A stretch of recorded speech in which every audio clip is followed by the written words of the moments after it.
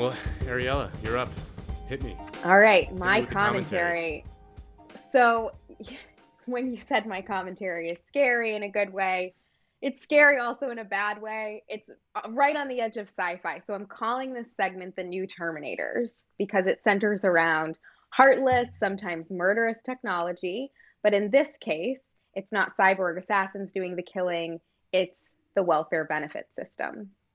So, in the US, over 40 million people have applied for unemployment benefits since the start of the pandemic. And with no end in sight, it's likely that number will keep increasing.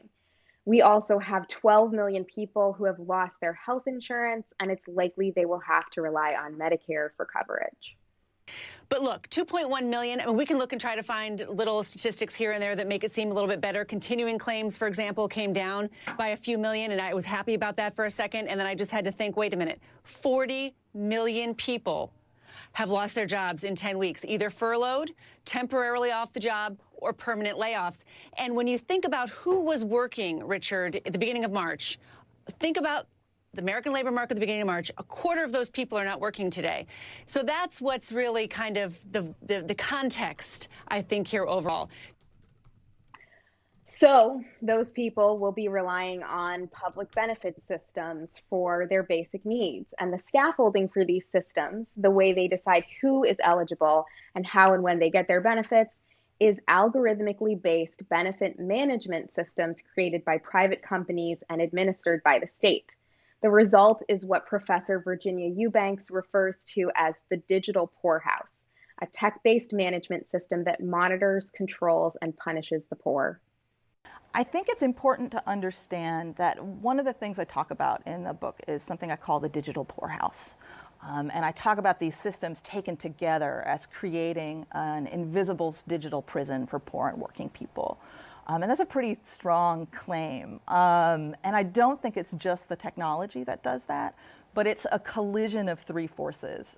So there's a cultural narrative that says that poverty is an individual failing, and that it's an aberration, like it's not something that happens to a lot of people, a small percentage, a minority of potentially pathological people. There's a political system that we live in that is mostly interested and focused on asking the question, what did you do to deserve being poor, rather than how can we help? And then there's these technology systems that, because they're not specifically and explicitly built to dismantle inequalities, these long-standing structural inequalities we see in our political system, are poised to potentially intensify them because these systems are so fast, they scale up so fast, they're very persistent, they last a long time, and because we don't always really understand how they work. So far, there are 20 states using these kinds of algorithms to determine eligibility for unemployment benefits, food stamps, and Medicaid. But other state and federal agencies use similar methods to determine which communities are policed, school placement for children, shelter for the homeless, and in some cases, to try to predict future child abuse or prisoner recidivism. If the poorhouse has become digital, the algorithm has become judge, jury, and executioner for anyone who enters it. Let's look at a few cases. In Michigan, a $447 million automated fraud detection system made 48,000 fraud accusations against unemployment benefit recipients. Without any human intervention or oversight, Michigan demanded repayment plus interest and penalties that was 4 times the amount owed. A state review later found that 93% of the fraud determinations were wrong. This is after the state garnished wages, levied bank accounts, and seized tax refunds, resulting in homelessness, evictions, divorce, and suicides. In one example from Virginia Eubanks' book, Automating Inequality, 1 million people were kicked off Medicaid in Indiana during the first 3 years of the state's new benefit management program, which was contracted to IBM. There are thousands of accounts of needless suffering and death due to that program, but one that stands out is Omega Young, a 50-year-old cancer patient whose food and medical benefits were cut off. On March 1st, after losing her free transportation to medical appointments, which was provided by Medicaid, Young died. On March 2nd, She won the appeal filed for wrongful termination and her benefits were restored.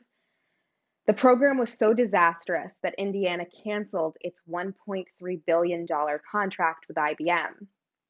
There have been similar issues in Oregon, Arkansas, Colorado, California, and Idaho. But the problems aren't restricted to eligibility. Even if you get through the gate, you are foregoing your right to privacy, dignity, and agency. Take food stamps. In order to combat food stamp fraud, the Department of Food and Nutrition under the Trump administration created a series of grants, pilot projects, and trainings to help states implement algorithmic monitoring systems for recipients. Here is a diagram for how those work. The SNAP agency essentially works with federal, state, and private companies to compile data about its participants. Then the data mining algorithm compares SNAP purchase data, retailer data, and eligibility data to detect fraud. These programs track the user's every move and purchase, with algorithms flagging people for suspicious behavior, like traveling out of state or using cash benefits at stores that sell tobacco or alcohol. One note about that is that these populations often don't have access to grocery stores, they live in food deserts, and they travel often because of housing insecurity. But these systems rely on contracts with third-party credit and reporting agencies like Equifax, who lobby heavily for states to adopt this kind of technology. As one food stamp recipient facing cuts put it in this interview with CNN, Patience Coley and her family say they survive on food stamps after she went on medical leave, leaving the family on one income. Doing anything to the SNAP, you're going to make the poor more poor. that's exactly what it does. And it's not just in the United States. Well, as political retreats go, this one is big. A late Friday afternoon backflip by the government, abandoning the $720 million so-called Robo Debt scheme targeting Centrelink recipients. More than 400,000 people will now be refunded, the government finally admitting the process was flawed. Stuart Robert takes the Friday afternoon ministerial walk of shame, rubbing out Robo Debt. In good faith, the government will be repaying those debts to those Australian people. 470,000 individual debts to 373,000 people, totalling $721 million. The whole basis for the government to take money off vulnerable Centrelink recipients was illegal. Computer cross-matching of tax office and Centrelink data automatically sent out debt notices demanding the welfare repayments.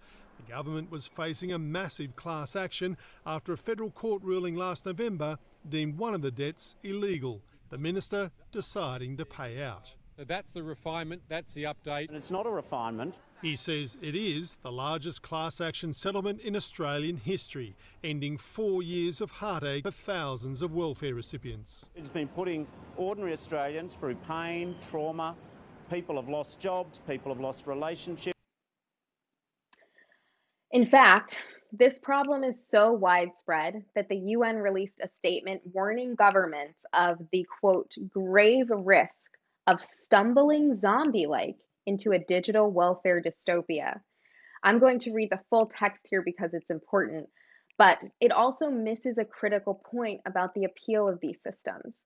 So, to quote the UN statement, the digital welfare state is either already a reality or is emerging in many countries across the globe. In these states, systems of social protection and assistance are increasingly driven by digital data and technologies that are used to automate, predict, identify, surveil, detect, target, and punish. This report acknowledges the irresistible attractions for governments to move in this direction, but warns that there is a grave risk of stumbling zombie-like into a digital welfare dystopia. It argues that big tech operates in an almost human rights-free zone, and that this is especially problematic when the private sector is taking a leading role in designing, constructing, and even operating significant parts of the digital welfare state. The report recommends that instead of obsessing about fraud, cost savings, sanctions, and market-driven definitions of efficiency, the starting point should be on how welfare budgets could be transformed through technology to ensure a higher standard of living for the vulnerable and disadvantaged. And the report continues to warn that, quote, digital welfare states risk becoming Trojan horses for neoliberal hostility towards social protection and regulation. But there's more to it than hostility or control. The new Terminators enjoy support from both sides of the aisle. Republicans focus on their fraud prevention abilities, while Democrats tout their efficiency and praise smart solutions that save government money. Take Kamala Harris's book, Smart on Crime. Kamala praises the CompStat program in Smart on Crime, saying, CompStat is an example of a new way management ideas can create more efficient use of police resources. Not only did crime rates fall after CompStat was introduced selectively in Los Angeles, there was a 17% reduction in officer-involved shootings and a similar decrease in complaint from the public about police.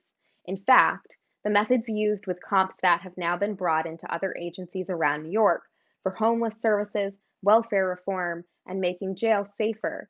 The idea is to gather better data that allow you to spot patterns and anticipate problems, and then to move strategically to zero in on those problems.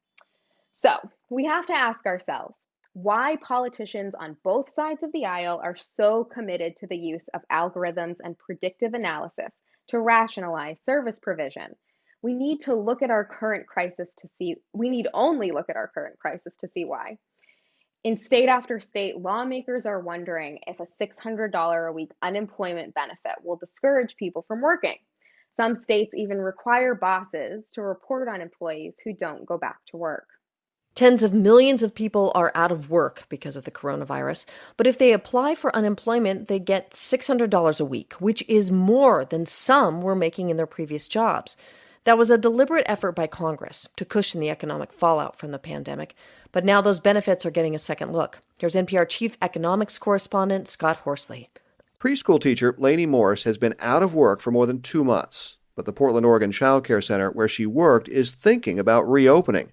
Morse is dreading it, as much as she loves the infants and toddlers she used to care for. They always have snotty faces. It's just one cold after another. That's just the name of the game in daycare. And it feels just like an epicenter for spreading disease. And it feels really scary to go back to that. She is not alone. Millions of people have very obvious reasons for preferring a $600 a week benefit over a job that could expose them to a deadly virus.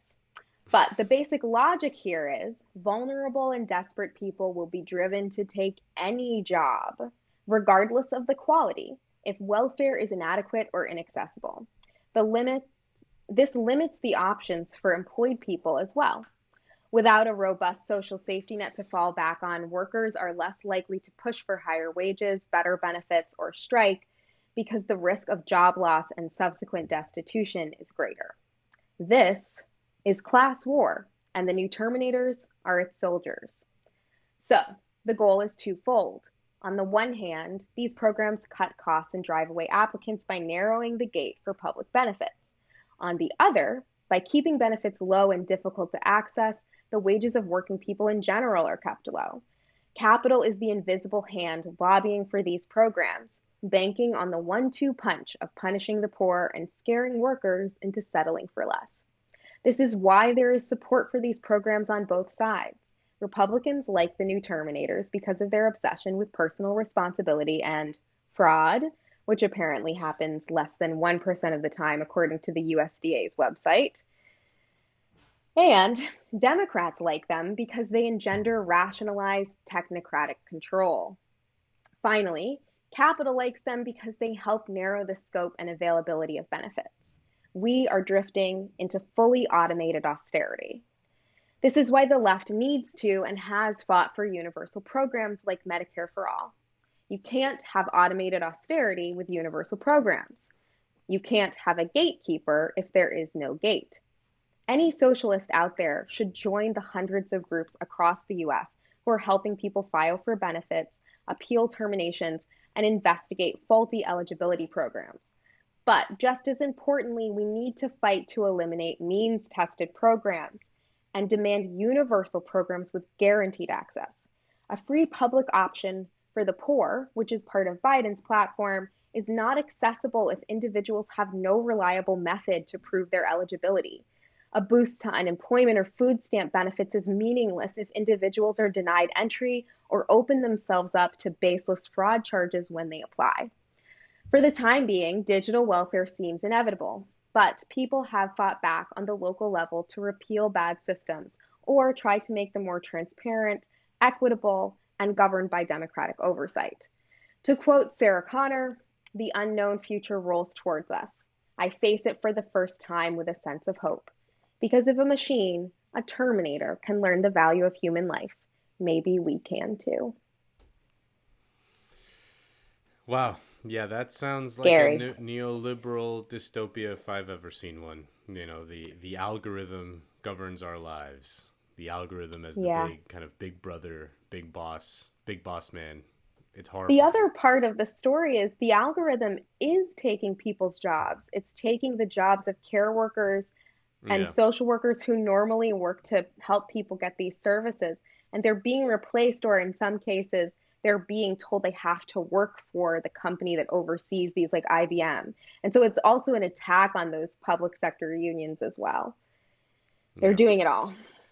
You know, I touched on in my commentary how the populist New Dealers kind of dominated American politics for 40 years. And the complaint that always came from the right, from Republicans, was that, man, these Democrats, all they do is tax, spend, win. Like, they understood that these big kind of tax and spend programs ultimately are popular with people because they improve people's lives. And it's been pretty obvious that as soon as the Democrats have embraced the logic of austerity as a sort of kind of prime goal, and you're starting to see whispers of it in the Joe Biden, like in a future Joe Biden administration. Whereas Republicans, even though they talk about austerity a lot, like they've really like kind of embraced deficits. Obviously, they do it in a horrible way through tax cuts and increased military spending. But they have now dominated American politics as they've embraced kind of the flip side. So it's interesting to see just how that works. You know, obviously we would rather have the tax, spend, win. Than just tax cuts and military spending. But right now we don't have that alternative outside of, like you said, the groups advocating for the big social programs, Medicare for All, Green New Deal. Yeah. And, you can see why there's this kind of vitriolic pushback against that from people who are, centrist Democrats who really want these kinds of means-tested programs to work hand in hand with this tech. And it's part of this kind of neoliberal technocratic agenda where, for instance, Kamala Harris and Joe Biden, I spent a long time looking at his website. I looked at Trump's too, because I'm fair and balanced. And Trump's has nothing. There's nothing about his platform.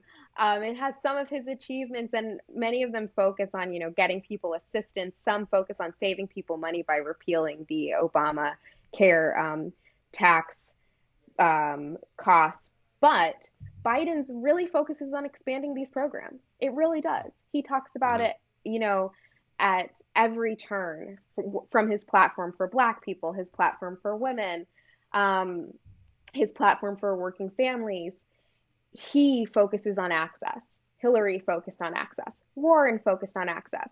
What they don't tell you is that a soulless robot is deciding that access and deciding it through arbitrary rules that you have no recourse to. And in the example of the woman who died, she followed the rules. One of the welfare rights movement's victories was to allow people to appeal these kinds of decisions. And now that they can, they're making that process just as difficult for the poor. So this woman finally won, and she had already died from not getting the care that she needed. And so you really see the failure there of those kinds of platforms. On their face, they may seem like, wow, they're really supporting social welfare and social services.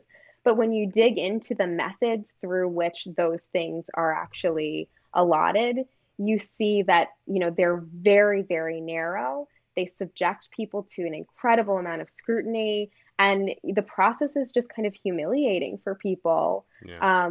So I think whoever wins, we've got to push back on this impulse that seems like it's just kind of carrying forward unchecked, other than the, UN zombie drift warning. Yeah. The biggest villain in American politics for both parties is the person who somehow manages to get a slightly better life than they quote unquote deserve through some sort of government program, not the person who administered the program incorrectly and allowed someone to die. Like that's totally acceptable.